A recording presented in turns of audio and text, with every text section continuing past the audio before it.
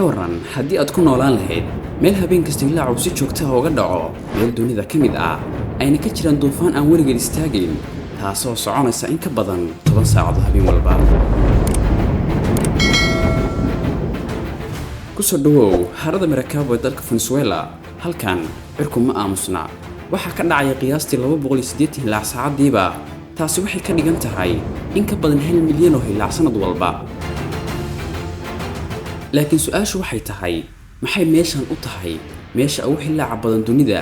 ma mucjisaba iswa qaab dhismeed dhuleed oo qarsoon Ramadan Mubarak wa kullu caam wa antum bi khayr saaxiibayaal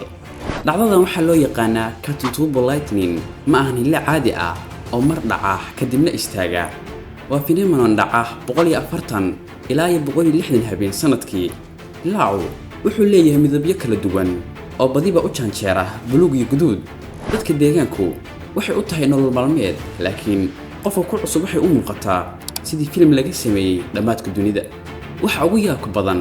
waa in hilaacan la arki karo meel u jirta boqolaal mayl taasoo keentay in badmaaxiintii hore ay u isticmaali jireen sidii lighthouse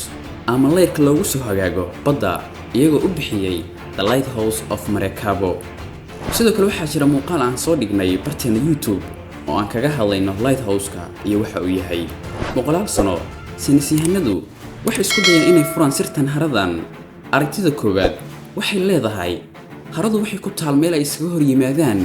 hawada diiran ee ka timaada badda Caribbean-ka iyo hawada qabow ee ka soo dhacaysa buuraha Andes markay labada hawo isku dhacaan waxay abuuran daruuro waaweyn oo hilaac xambaarsan laakiin qaar kale ayaa raba inay meel kale wax ka eegaan oo waxay aaminsan yihiin in harada hoosteeda ay ku jiraan kaydad aad u waaweyn oo gaaska methane-ka ah iyo macdanta uranium-ka gaaskan methane-ka ah ee kor u kacaya ayaa la sheegay inuu kordhiyo hilaaca daruuraha dhexdeeda ah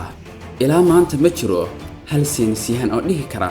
100% tani waa sababta saxda ah waana mid ka mid ah siraha ugu waaweyn ee adduunka hilaacan kaliya ma ahan cilmi baaris waa qayb ka mid ah hidaha dadka Venezuela waxaa la sheegay in sanadii 1995tii hilaacan u badbaadiyay magaalada Maracaibo markab uu lahaa burcadbadeedka caanka ahaa ee Sir Francis Drake ayaa damcay inuu magaaladan weeraro isagoo ku gabanaya qodcurka habeenka laakiin hilaaca oo si lama filaan ah u iftiimay ayaa fashiliyay qorshihiisii waxaana arkay ilaaladii magaalada dadka u dhashay deegaankan ee waayu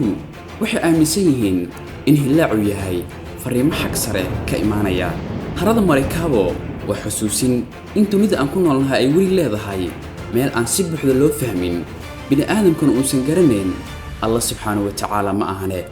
haddii aad fursad u heli lahayd ma booqan lahayd haradan hilaaca badan mise waad ka baqan lahayd